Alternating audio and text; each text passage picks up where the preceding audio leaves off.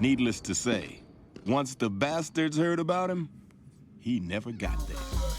Now we're just going to start prepping the walls by removing any ventilation covers that the previous owner had on the walls.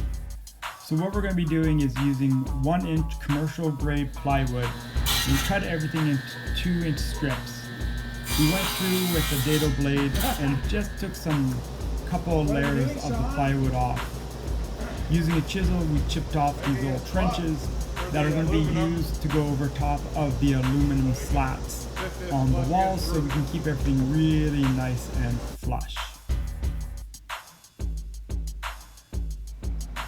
Pre-drilled and countersink holes throughout the 1-inch slats, so the self-tapping 1.5-inch bolts will lay flat and smooth when we go through later on with the paneling.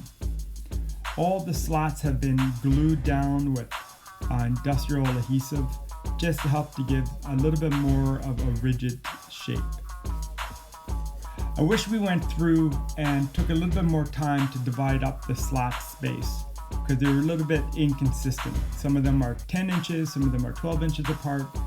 I think that would have made life a lot easier going through and cutting the insulation. So here I am using the Durafoam insulation sheets. Every single piece had to be cut and measured. Again, some pieces were 10 inches long, even on the same panel. Some of them would have gone to about 1.5 inches.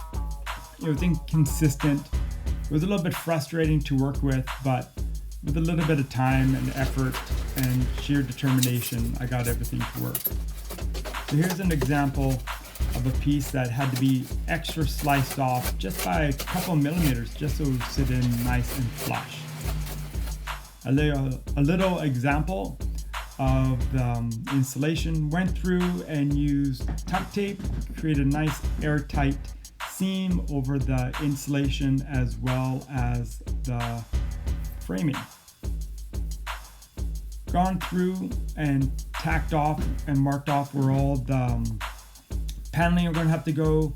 We prepped up around the windows, my lovely assistant and fiance Ingrid. So here you can see where Sean has gone through and prepped the framing around the window. Again, using the 1-inch plywood and the largest square in the world. Here's a sample of the marine grade plywood that we use for the interior of the van. It's double veneered on both sides and has really great water and moisture prevention. Sean's going through with a lathe just to carve out around the framing perimeter he did on the window. I've gone through here with a drill and prepped countersink holes for all the screws to hold up the panels, and using fancy little wooden stickers to cover up the screws. Here you can see an almost finished section of walls and ceilings. So that was really quick. I hope you enjoyed. Take care.